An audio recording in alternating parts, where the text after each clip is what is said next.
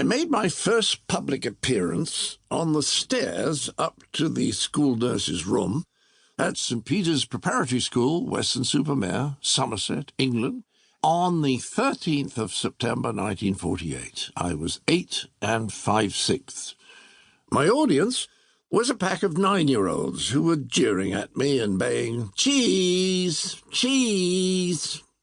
I kept climbing up the steps despite the feeling of humiliation and fear. But above all, I was bewildered. How had I managed to attract so much attention? What had I done to provoke this aggression? And how on earth did they know that my family surname had once been Cheese? As matron Fishy Findlater gave me the customary new boy physical examination, I tried to gather my thoughts. My parents had always warned me to keep away from nasty, rough boys. What, then, were they doing at a nice school like St. Peter's? And how was I supposed to avoid them? Much of my predicament was that I was not just a little boy, but a very tall little boy. I was 5'3" and would pass the 6-foot mark before I was 12, so it was hard to fade into the background, as I often wished to, particularly later when I'd become taller than any of the masters. It didn't help that one of them, Mr. Bartlett, always referred to me as a prominent citizen. In addition, as a result of my excessive height, I had outgrown my strength, and my physical weakness meant that I was uncoordinated and awkward. So much so that a few years later my PE teacher, Captain Lancaster, described me as 6 foot of chewed string.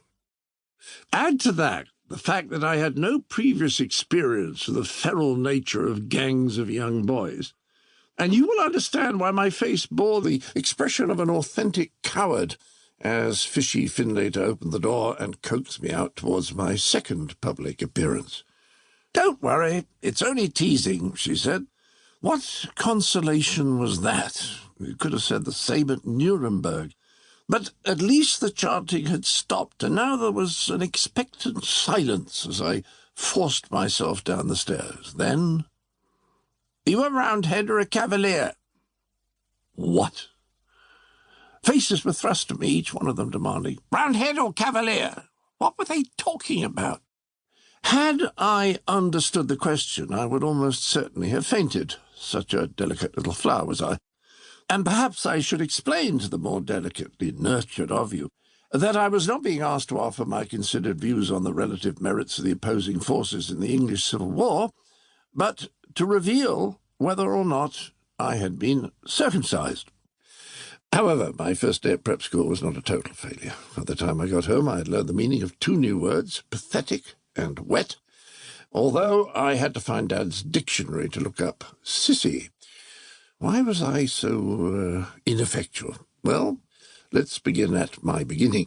I was born on the 27th of October 1939 in Uphill, a little village south of Weston-super-Mare and separated from it by the mere width of a road which led inland from the Western Sea front. My first memory, though, is not of Uphill, but of a tree in the village of Brent Knoll, a few miles away, under whose shade I recall lying while I looked through its branches to the bright blue sky above. The sunlight is catching the leaves at different angles, so that my eye flickers from one patch of colour to the next, the verdant foliage displaying a host of verdant hues. I thought I'd try and get the words verdant, hues, and foliage into this paragraph, as my English teachers always believed they were signs of creative talent, though perhaps I shouldn't have used verdant twice. Of course, I'm not sure it was my first memory. I'm sure I used to think it was, and I like to think it was, because it would make sense, baby me lying in a pram contentedly watching the interplay of the glinting verdant foliage and its beautiful hues.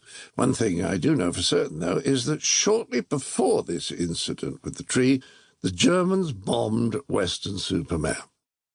I'll just repeat that. On the 14th of August 1940, German planes bombed Weston-super-Mare. This is verifiable. It was in all the papers, especially the Western Mercury. Most Westonians were confident that the raid had been a mistake.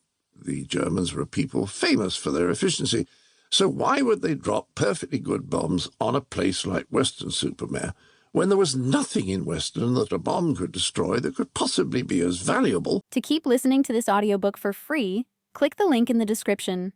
It will take you to a free Audible trial where you can listen to this and many other books for free for 30 days.